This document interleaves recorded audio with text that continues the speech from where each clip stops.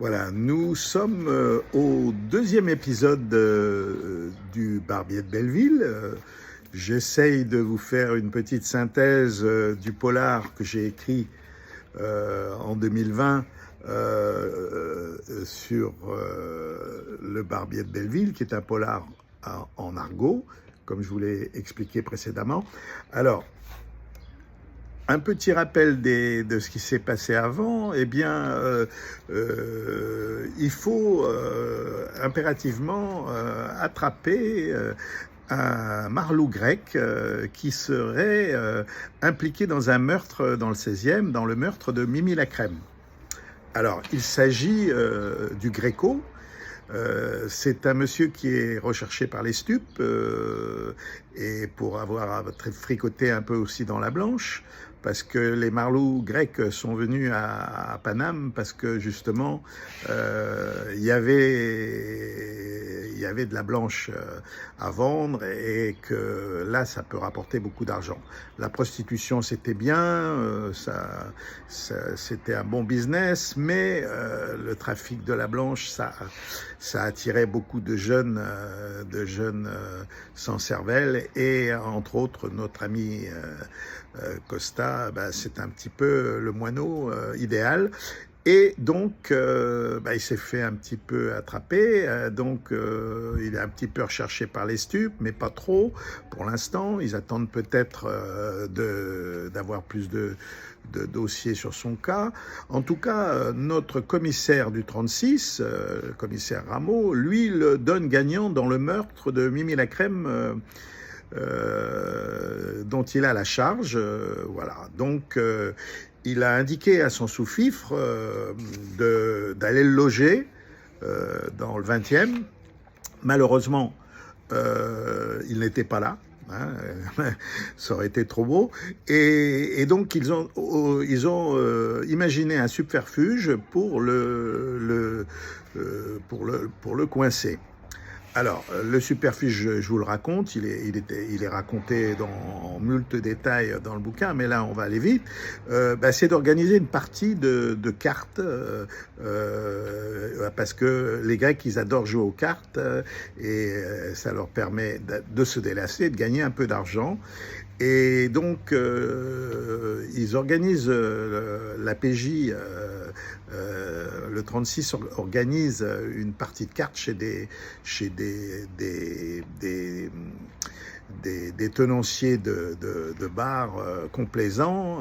Et donc, ils ont invité le Gréco, et qui ne peut pas résister. Alors, il est grillé aux chevaux à Vincennes. Donc, il se rabat sur les cartes, parce que ça, c'est plus ou moins confidentiel. Il a un collègue avec qui ils ont des combines, et voilà, et ça leur permet de payer les cigarettes. Alors, la partie de cartes, voilà. Alors, je vais vous lire un peu la partie de cartes, pas trop, parce qu'elle dure de nombreuses heures, mais je vais vous lire de manière à vous donner envie de après retrouver dans le bouquin, page 75.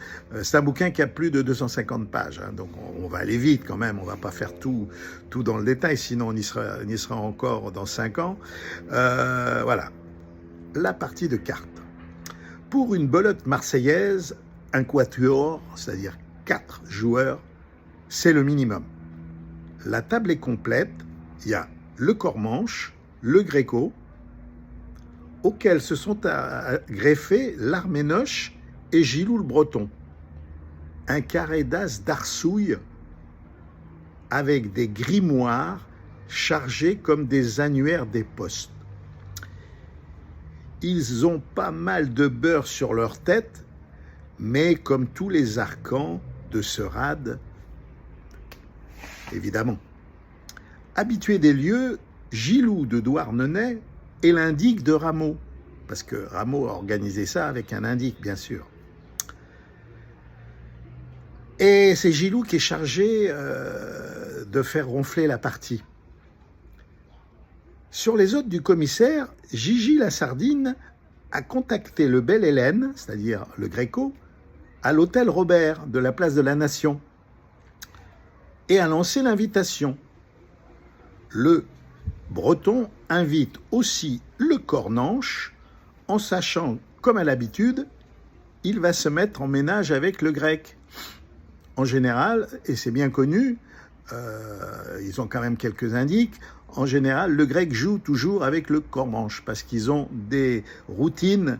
Et voilà, le cornanche n'est pas grec, mais il connaît par cœur le dius et la tarok qu'il a appris de son prévôt, un argoussin de Salonique, lorsqu'il était au placard dans la ville éponyme.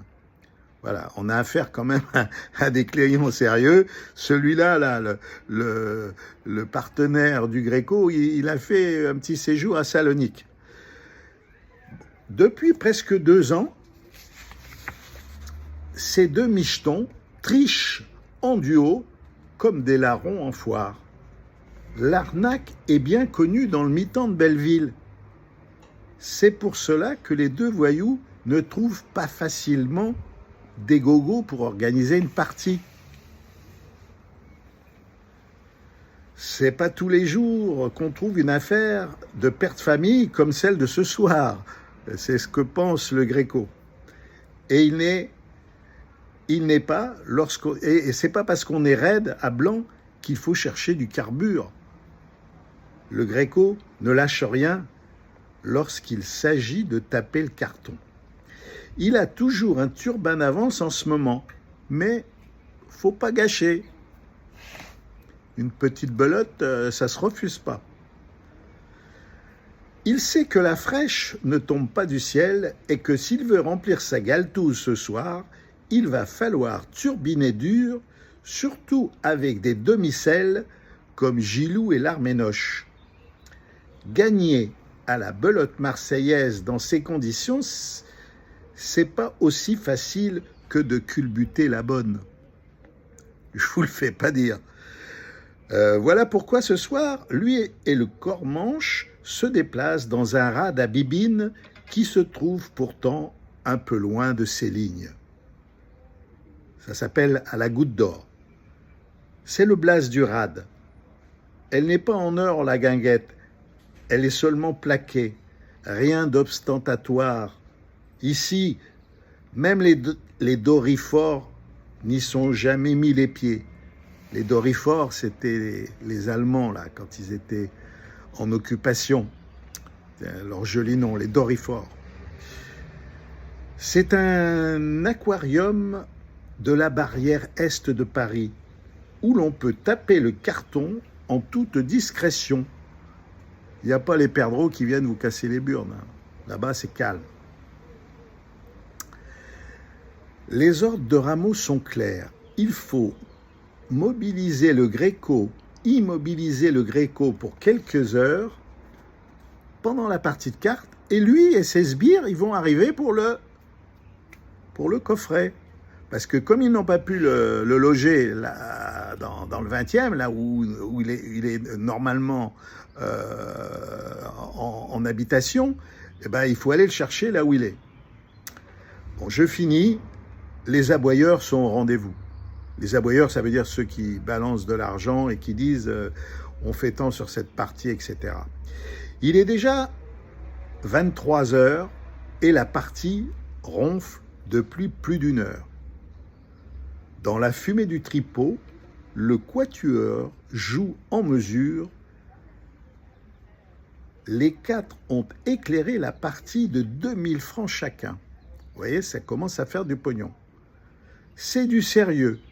Pour Gilou et l'Arménien, c'est Rameau qui rince.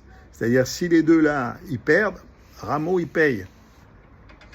L'Arménoche poursuit et Gilou, le blanc-bec, remet le couvert avec obstination. Voilà, c'est le principe de la belote marseillaise. On ne rentre pas trop dans le détail. Hein. L'éclaireur annonce la couleur pendant que le breton patine les cartes. Ça veut dire qu'il arrange un peu les cartes à sa manière. Le Gréco enquille dans la foulée et prépare son arnaque. Parce que lui et son pote, ils ont une arnaque. Il a déjà trouvé du riff, c'est-à-dire du jeu. Une bonne marseillaise peut durer 4 heures. Voilà. Alors, ça va durer longtemps, ça va permettre à Rameau et tous ses sbires, ils viennent à 2 voitures avec 10 personnes, ça va leur permettre d'emmener notre ami le Gréco qui, voyant qu'il s'est fait piéger, bah, il va pas sortir les flingues, il est quand même pas idiot à ce point-là. Il va venir gentiment au 36 où notre ami Rameau et sa clique vont le mouliner, c'est-à-dire le passer à la question pour lui demander un petit peu qu'est-ce qu'il pouvait bien faire ces nuits dernières. Est-ce qu'il est peut-être pas allé traîner dans le 16e? Ça, on le saura dans le prochain épisode.